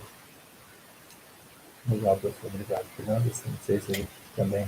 Não, eu concordo. Eu acho que é isso aí mesmo. Eu acho que é bem por aí como o professor Marcelo falou, porque assim, cada situação você vai ter que ter uma identificação muito rápida, né? Do que você está sentindo dos atletas, do ambiente, daquele momento, e ali você vai ter que tomar suas... Eu acho que você não pode estar focado simplesmente naquela situação, porque eu tenho esse meu sistema definido, isso, aquilo, daqui a pouco você encontra uma resposta de uma outra forma, né, de uma outra maneira, como o professor Marcelo mesmo citou. Eu acho que isso é assim mesmo. Eu costumo dar até como um exemplo, nós no Luverdense 2013, na C para B, nós conseguimos o acesso jogando no 1-4-1-4-1. Quando eu iniciei no Cuiabá, o primeiro semestre, nós fomos no 4-1-4-1, né? Aí no Maringá já foi num 4-4-2, no Santo André também. Eu acho que assim, cada situação vai te proporcionar uma situação de análise rápida. A detecção, acho que tem que ser, o feeling seu vai ter que ser muito apurado com a sua comissão, com o pessoal do clube, confiar nessas pessoas que estão no clube para te passar as informações, para que você possa tomar suas decisões e acompanhar o mais rápido possível para suas decisões. Aproveitando o gancho. Eu penso assim também, eu acho que é você se adaptar às situações, né, professor? Eu acho que motivar todos, né, acho que assim, a gente motivar todos a acreditarem no potencial deles, né, porque eu penso assim, se o atleta está ali, ele tem capacidade de estar naquela equipe, né, ele não vai estar ali por acaso, né, ele gerou uma situação que ele conseguiu chegar ali, né, às vezes não dá certo aqui, não dá certo ali, às vezes não dá, mas o que você tiver na mão de motivar, né, motivar a equipe e enxergar a melhor formação, né, o melhor sistema, né, porque eu acho que você forma, diferente do time do Barcelona, que ele manda contratar o jogador que ele quer para o sistema, né, eu quero aquele, porque esses vão encaixar no meu sistema. Agora, na nossa realidade, Às vezes você tem que ver qual sistema você vai, né? De acordo com o que você tem de peças na mão, né? Perfeito. E tentar encaixar uma equipe mais forte possível dentro dessa condição e a tua realidade que você tem, né? E motivar os caras para que eles possam produzir o máximo de cada um, né? Claro. Vou fazer uma pergunta, mantendo a linha do tema aí, pegando o gancho. Vou puxar um pouco de sardinha aqui para a minha área, dos analistas. Como vocês, quanto treinadores, enxergam o papel do analista de desempenho na comissão técnica de vocês para o auxílio dessa tomada de decisão e qual a relevância que essa função tem no trabalho de vocês, a ponto de repente, chegar no diretor do clube e falar, eu preciso melhorar no departamento, preciso evoluir aqui, preciso trazer um profissional X de tal lugar, mais ou menos dentro dessa linha, e quais as informações que vocês julgariam nessa ideia aí do cenário de contratações, de montagem de elenco, de características, e em relação ao modelo de jogo, a proposições de ideias, no auxílio que esse analista deveria ter, dar o suporte para vocês poderem ter essa tomada de decisões. Deixa o professor Marcelo começar nessa aí respondendo. Professor Marcelo. Eu sou completamente a favor do analista de desempenho, até porque eu fui sem ferramenta, né? Porque eu era observador técnico da seleção brasileira por 3 anos e não existia a figura do analista de desempenho. Nós não tínhamos a ferramenta como hoje tem os analistas de desempenho. Aí eu tinha que sentar na frente do computador, pegar os dados, eu ia com a velha caderno e para os jogos, anotar, depois colocar no computador. Era por aí. E também tive muita sorte também de trabalhar com bons analistas de desempenho. E agora, a partir de 2017, né, o meu auxiliar técnico, que é o Gabriel Cabo, que é o meu filho, ele iniciou a carreira como analista de desempenho. Ele fez os cursos, então começou a carreira com... Então, assim, eu tenho um analista de desempenho dentro de casa. Né? Hoje ele é meu auxiliar. Né? Trabalhei com o Manu também aí, agradecer já, aproveitar a oportunidade, parabenizar ele pelo trabalho que fizemos junto, pelo acesso que a gente conquistou, me ajudou bastante. Então, assim, eu fui um privilegiado de ter um analista de desempenho dentro de casa. Então, eu sou um profundo conhecedor das ferramentas, da importância do profissional. Eu tive a oportunidade de visitar o Flamengo, né? Na época lá eram 8 analistas de desempenho dentro do Flamengo, entendeu? Existia uma sala, uma estrutura para esses profissionais, era uma coisa impressionante, entendeu? Então, assim, enquanto confiar no profissional, eu tenho uma frase que eu carrego: todo profissional ele é confiável, até que ele me desaponte. Eu não prejulgo ninguém. Eu tenho um ótimo relacionamento. Posso dizer 90% de todos os clubes que eu trabalhei, os staffs do clube fixos se tornaram meus amigos. Claro que a gente não é unanimidade, não tem unanimidade. Então, todos eles eu chego no clube confiando, e a minha maneira de fazer o trabalho integrado, e isso, o mestre Marco Paquetá, que eu tenho como mestre, ele me ensinou uma coisa: ele falou, chegue no clube e dê função a quem tem função. Entendeu? Então, assim, é uma coisa que eu faço logo que eu chego. Eu determino as funções de quem tem que trabalhar dentro das suas funções. E eu dou assim, um completo crédito a esse profissional, que a palavra dele para mim, nas minhas tomadas de decisão, tem muito peso.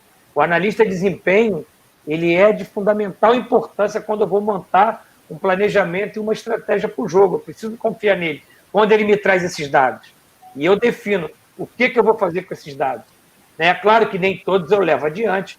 Uma ferramenta, um dado eu coloco como um elemento primordial, o outro a gente e vai trabalhando em cima disso.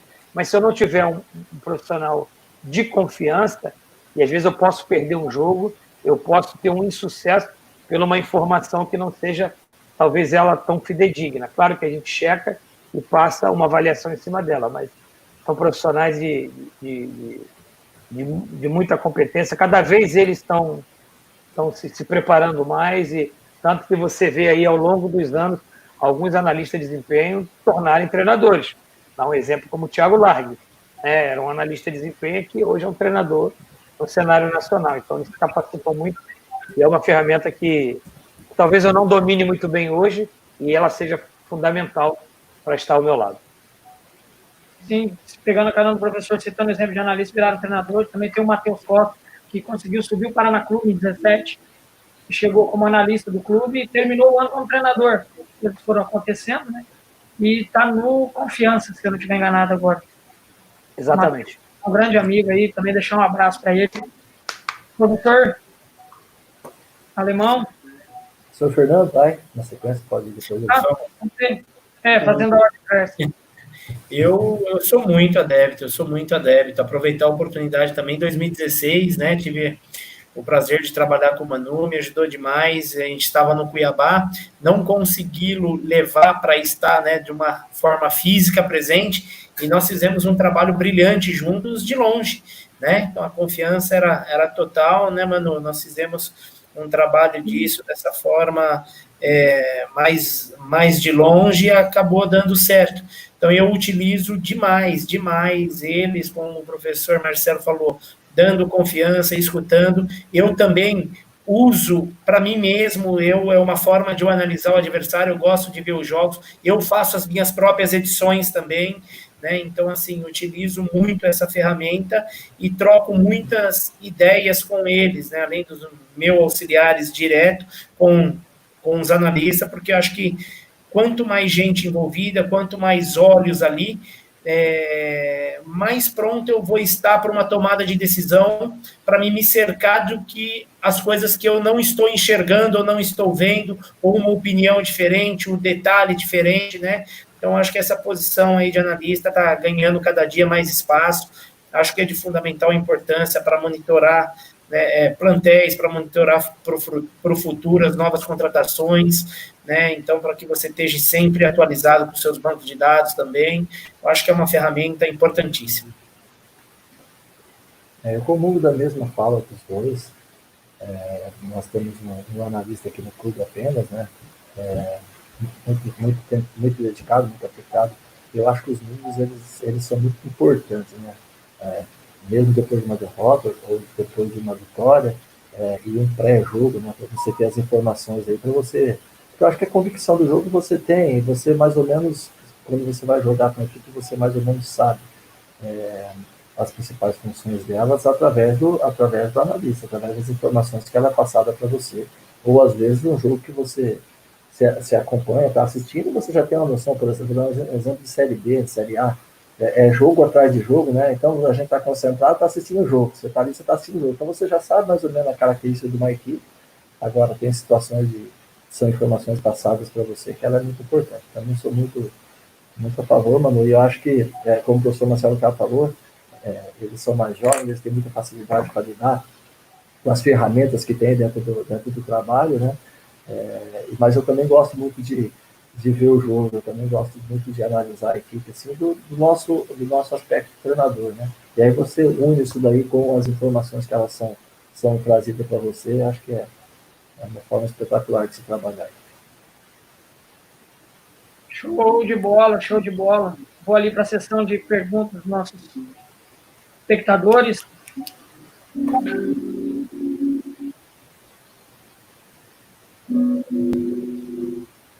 Essa é meio grande. Lucas Mendes, gostaria de saber a opinião dos professores sobre o futebol pós-pandemia a curto prazo, muito provavelmente por algum tempo sem torcida no campo, e quanto a isso, o que afetaria no planejamento? Quem começa? O professor Marcelo aí, né? Pode. Vamos lá.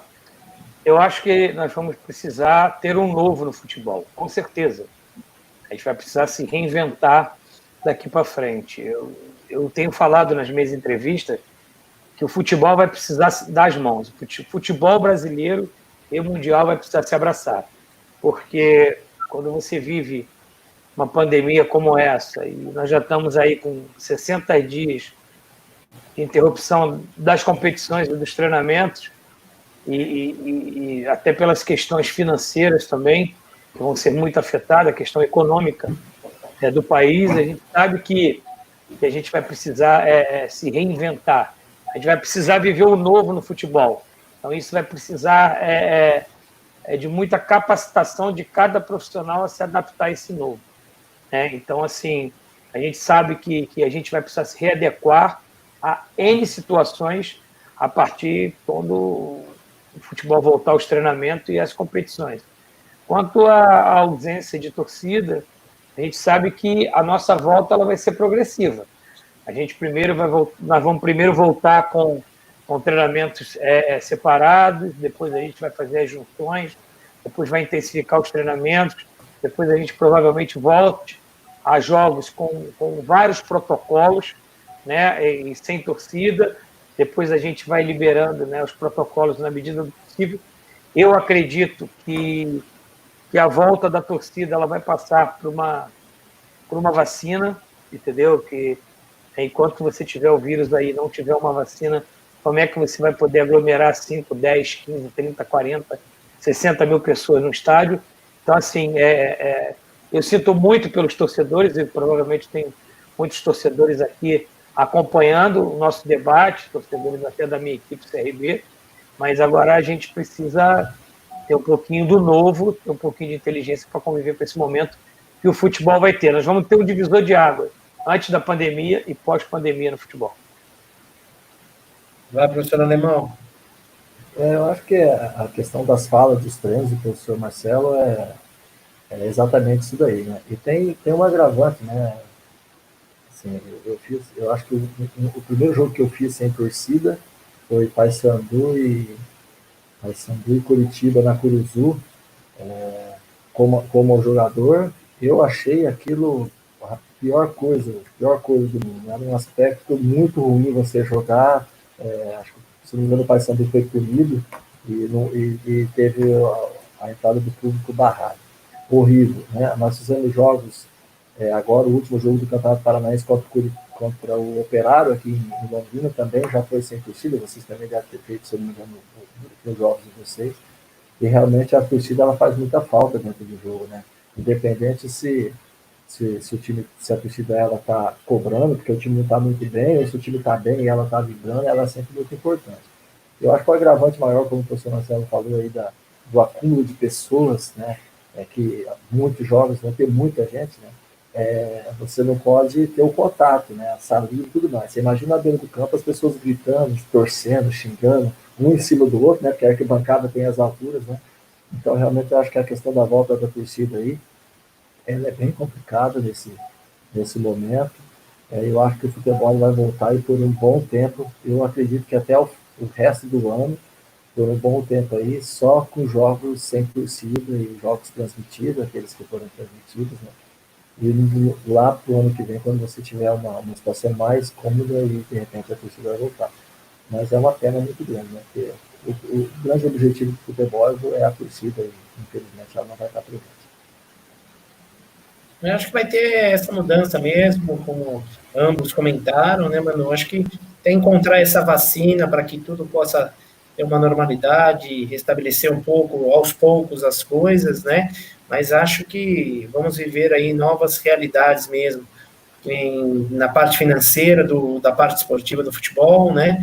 Que vai mudar os valores, a concorrência vai aumentar ainda mais, e acho que o público, com certeza, vai demorar bastante. Show de bola. Essa pergunta aqui veio pelo Instagram. Com a nova regra das substituições, o que vocês acham que isso pode influenciar na parte tática do jogo? Quais as tendências que podem surgir na questão das 5 novas alterações, em 3 diferentes momentos do jogo? Vai lá, professor Alemão, começa agora aí, senhor. Posso ir? Logo eu. Pé dessas feras, mano. Aí eu penso assim, professor, eu vivenciei um ano e meio, 2 anos de base, a gente poder fazer 5 substituições, né? Então o Campeonato Paranaense de base ele podia fazer, e a Taça São Paulo, que eu disputei uma Taça São Paulo com o Londrina, a gente podia fazer 5 substituições. Eu, particularmente, vejo da seguinte forma, né? Primeiro, você oportuniza mais profissionais a jogarem. Então, por exemplo, se você pode fazer 5 substituições, são 2 jogadores a mais que eles têm possibilidade de entrar dentro do jogo, porque é onde ele vai ser visto, onde ele vai ser destacado. Então, eu acho que, para o atleta, eu acho que é uma grande coisa.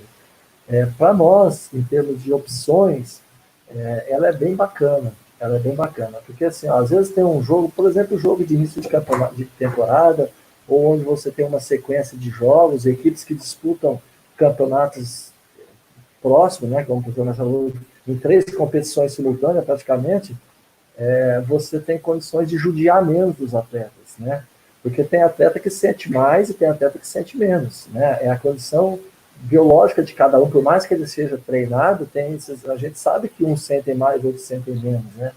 E às vezes uma posição que exige muito. Então você consegue não judiar tanto os atletas e, por outro lado, você consegue manter o jogo no ritmo alto, né? Numa intensidade de jogo alto, né? Então eu vejo assim muito bom. Eu sou a favor, eu tenho falado isso daqui com a minha comissão técnica, com as pessoas que eu conheço, porque eu vivenciei isso na base. Por mim era uma regra a ser mudado dentro da FIFA, era as 5 substituições, e vou além das 5, a do goleiro, caso necessite depois, né? Se você, a 5 de linha é certo, mas o goleiro teve uma lesão séria, alguma coisa assim, ele pode ser feito a do goleiro ainda, inclusive, para você ter que colocar jogador de linha dentro do gol, né? Uma coisa completamente diferente daquilo, né? E aí, dentro das substituições, lógico que você pode alternar seu time taticamente, né? Tem gente que às vezes trabalha uma forma para ele jogar de um jeito e daqui a pouco ele muda peças e muda o sistema. Outros treinadores, ele muda o sistema sem mudar peças, né? Isso também tem profissionais que eles conseguem fazer isso, ele trabalha a sua equipe para isso, né? Lógico, por 5 substituições você tem muito mais chance para isso alternar e manter o nível do jogo em alto rendimento. Senhor Marcelo? Acho que o alemão explanou muito bem. Eu vou até sair um pouquinho do padrão. Quantas vezes a gente foi para o intervalo que falou assim, se eu tivesse 5, 6 alterações, eu mudava 5 de uma vez. É a nossa oportunidade. Quantas vezes que acaba o jogo, você senta com a comissão técnica e fala assim, porra, hoje o time foi uma merda, mano, eu só troquei 3. Se eu tivesse mais 3, eu teria trocado mais 3. Então, assim, eu acho que você abre um leque espetacular para que você possa criar todo esse mecanismo aí que o alemão acabou de falar, cara. Quem ganha é o futebol. E também, você não é obrigado a fazer as 5 alterações no jogo. Você pode também fazer 1, 2, 3, 4. Assim, você não vai ser obrigado porque eu tenho 5, eu tenho que fazer as 5. Ele te dá esses elementos de fazer 5, mas você também não é obrigado, né? Mas eu gostei pra caramba. Eu venho de um esporte que você substituía sem limites e o jogador voltava. Então, isso aí nos dá muita opção de criatividade, de mudar o jogo, de continuar a sua equipe consistente no jogo. Você tem um conceito de marcar alto, pressão, e o desgaste físico não vai precisar fazer você baixar a linha, porque teu time chegou num momento de fadiga dentro da partida, início de temporada. Às vezes você deixa de fazer uma alteração tática, principalmente no verão, quando a gente inicia a temporada, você tem que esperar o primeiro jogador cair para substituir. Aí tu fala assim, qual é o próximo que vai pedir para sair? E aí você vai para um jogo sem fazer uma alteração tática. Porque você tem que ver quem vai fadigar primeiro para você trocar. Principalmente nos 5 primeiros jogos da temporada. Hoje não. Hoje você pode guardar 3 alterações para fadiga e fazer 2 táticas como você quer desenhar o jogo. Eu achei isso Em cima disso daí, professor, eu fui para a Taça São Paulo e eu tinha um jogador de meia e nós perdemos uma semifinal do Paranaense e ele foi muito cobrado. E eu senti que entre a final e a preparação de dezembro, ele caiu drasticamente. Psicologicamente, ele se afundou. Mas eu gostava demais dele, da característica dele. E tudo que ele produziu para mim, eu botei ele no time. Só que eu tinha certeza que ele não ia jogar a taça. Ele não estava psicologicamente preparado, mas ele era titular do meu time, e eu falei, não, eu vou botar ele, eu sei que ele não vai, eu acho que ele vai, mas é uma coisa que eu tenho comigo, que eu devo isso a ele, por tudo que ele fez por mim, né? Pela nossa equipe. E deu 15 minutos de jogo, eu tirei ele. 15 minutos da Taça de São Paulo, o primeiro jogo. E aí, fazendo essa relação com o professor Marcelo Cabo, eu sabia que a estreia da Taça de São Paulo, campo pesado de chuva, que em janeiro tem que chuvarado, calor e chuva, que ia dar câmbio nos 3, 4. Mas eu tinha mais 4 substituições para fazer. Então eu me senti confortável em tirar. Eu tirei ele com 15 minutos, 20 minutos do primeiro tempo, fiz a substituição. O menino que entrou virou titular na taça e nós fizemos uma bela taça. Nós chegamos às oitavas de final da Taça São Paulo, com aquela equipe, e esse outro jogador virou titular. E os dois, posteriormente, subiram para o profissional. Né? Um já foi vendido para Portugal e o outro está aqui com nós, jogando sempre. Né? Ele recuperou a condição dele, recuperou a qualidade, a capacidade dele. E aí você arrisca fazer uma substituição ainda no primeiro tempo, porque você tem mais 4 para fazer depois. Né? Então isso também realmente é muito bom. Eu acho que é um leque espetacular, principalmente agora nesse retorno. Você vai lembrar muito o retorno de pré-temporada, né? Agora, porque o período vai ser muito curto, se realmente tiver, né, o término dos estaduais, então você já vai poder voltar a utilizar isso no momento de equilíbrio aí, de parte física, muito tempo parado, de readaptação, para que, né, você consiga equilibrar a sua equipe e preservar, né, os seus atletas, como ambos comentaram aí, é isso mesmo. Show de bola.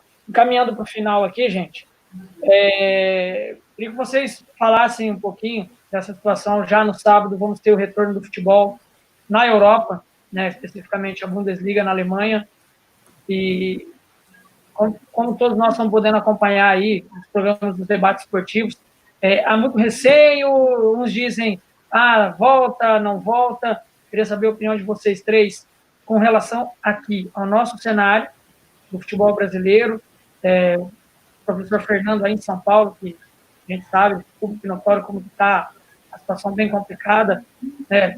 E Maceió, confesso, não tenho, professor Marcelo, todas as informações de como está de modo geral aí. Sei aqui de Londrina, né, Alemão? Está até tendo um controle, mas comparando aos dados de Curitiba, que é a capital do estado, Londrina até pode considerar que está um pouco puxado. Gostaria de saber a opinião de vocês quanto à volta, se é precoce agora, se deveria aguardar um pouco mais, e quando voltar, como vocês acham que vai ser a reação do futebol como um todo? Há recomendações, não me lembro de onde, eu vi ontem no Sport TV, de campeonato, o atleta não é para cuspir no campo, não é não sei o que. Eu até comentei com um amigo via WhatsApp, eu brinquei, falei, o cara vai na beirada do campo, vai pedir uma máscara, vai pedir um lencinho para suar o nariz, algo assim, né? Então, gostaria de saber de vocês a sua opinião e mais ou menos isso dentro desse cenário, e o que vocês acreditam que vai se tornar, como disse o professor Marcelo, um novo futebol que vem pela frente. Aqui em São Paulo, eu acredito que estamos num centro da pandemia muito forte, né? Eu acho que tem que ter protocolo seguro. Eu sei que muitos clubes precisam, as empresas precisam, todos precisam. Eu sei que muita gente, né, sem o trabalho passa fome, né? Estamos num país aí onde o nosso índice de pobreza é muito elevado, é muito alto. Isso nos machuca, nos dói bastante, né, como seres humanos.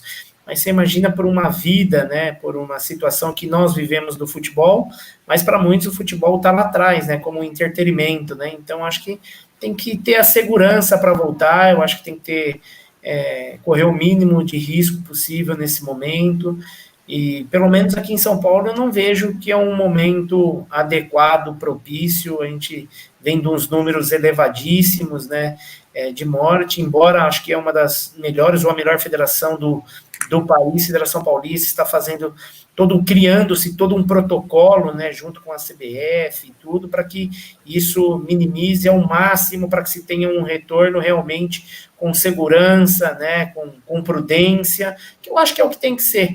Eu acho que é um momento de superação, de termos paciência como seres humanos, respeitarmos as orientações, né, porque muita gente sabe que tem a necessidade, sabemos que envolve uma série de coisas, mas também penso, por um lado, que os médicos estão ali, estudaram quantos anos para aquilo, né, para poder nos orientar, para poder nos passar diagnósticos, né, com segurança, e todos aqui preocupados com isso, uma situação do mundo que eu acho que tem que ter a segurança e o equilíbrio para voltar, porque é uma coisa muito séria, muito grave, né.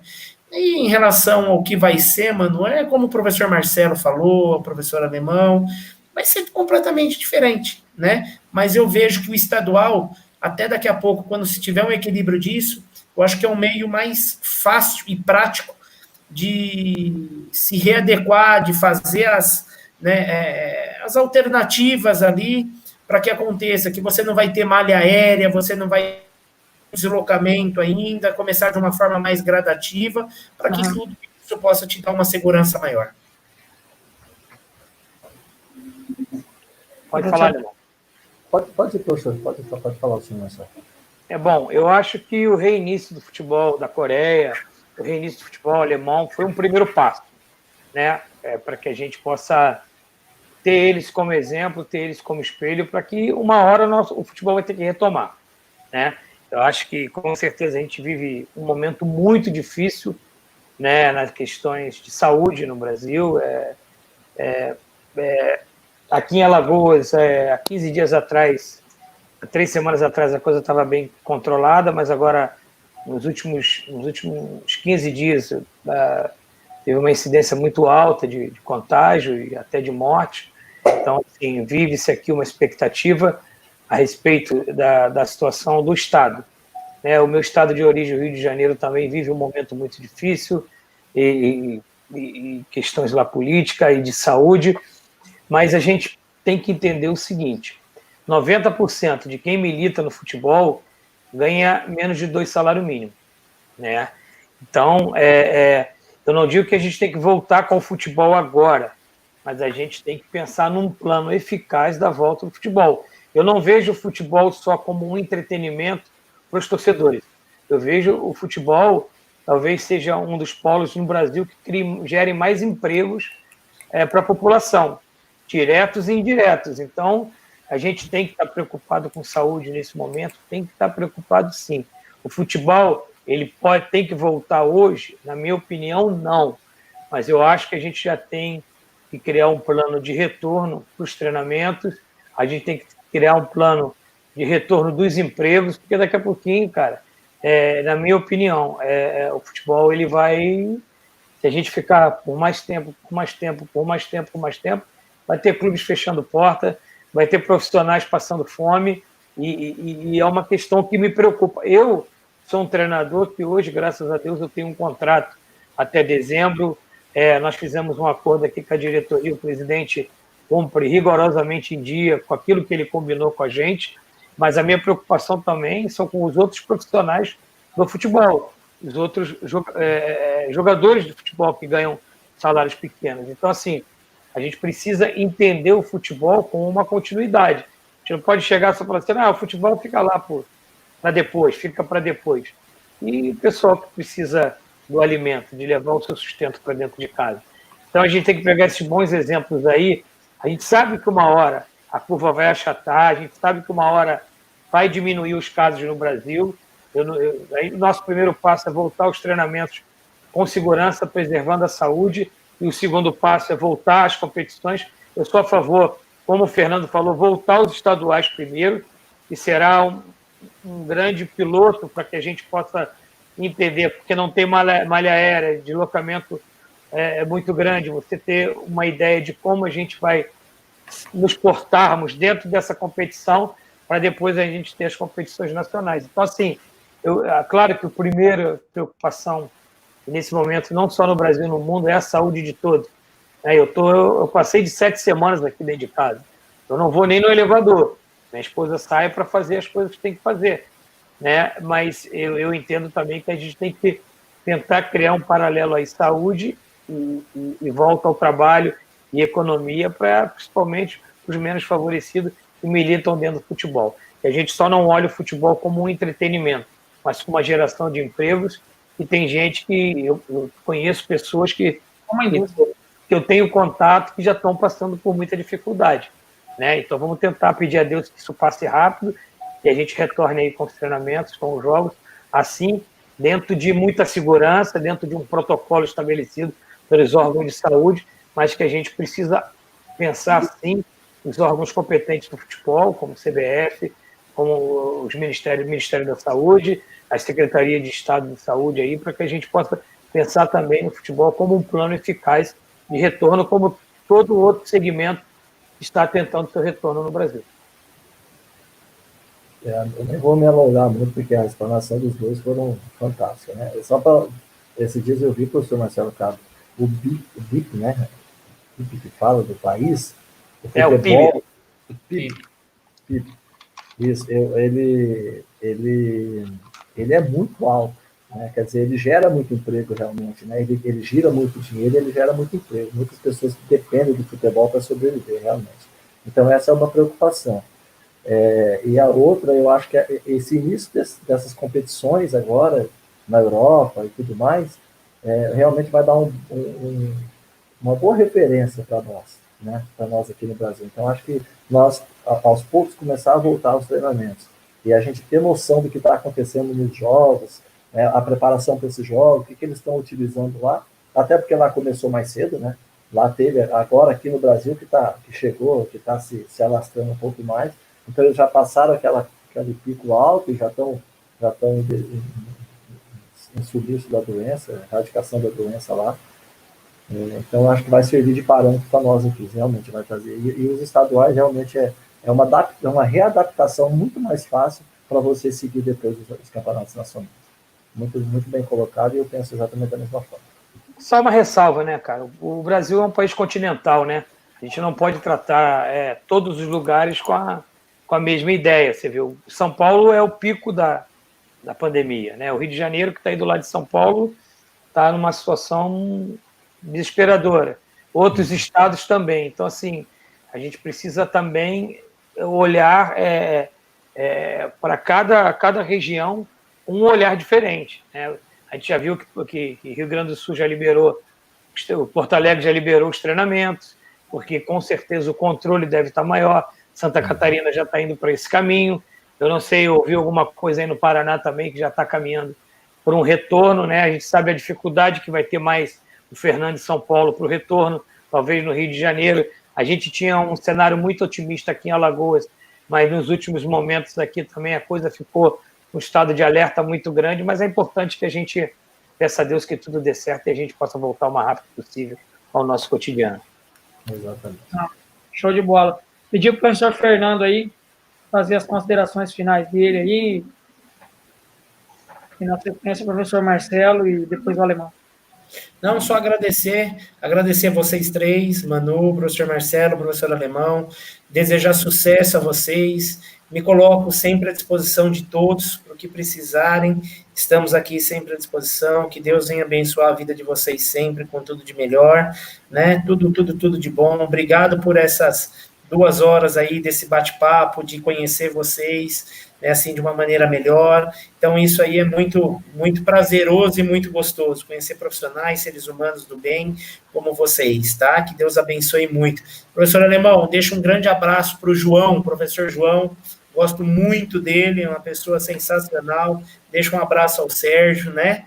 E sucesso aí para vocês. Professor Marcelo, todo o sucesso do mundo aí, que vocês sigam se cuidando, ótima sequência, parabéns pelos trabalhos de vocês, né, dos últimos anos aí, pela trajetória aí de vocês. Manu, a mesma coisa, que Deus te abençoe aí nos seus projetos, que precisar, estamos sempre à disposição. Muito obrigado por tudo. Professor Marcelo. Primeiro, Manu, agradecer pela oportunidade, pelo convite, me senti muito lisonjeado. O alto nível que foi o debate com esses profissionais, e a oportunidade, né? Às vezes a gente vai jogar contra, ali muito rápido, só cumprimenta, dá um abraço. Hoje a gente, infelizmente, não pode nem cumprimentar, nem dar o abraço, mas aí eu costumo dizer que lá no curso da licença do CBF, a gente deixa de conhecer só o treinador e passa a conhecer mais o ser humano. Então, eu conquistei muito mais amigos dentro da minha relação de treinadores depois que eu tive essa oportunidade.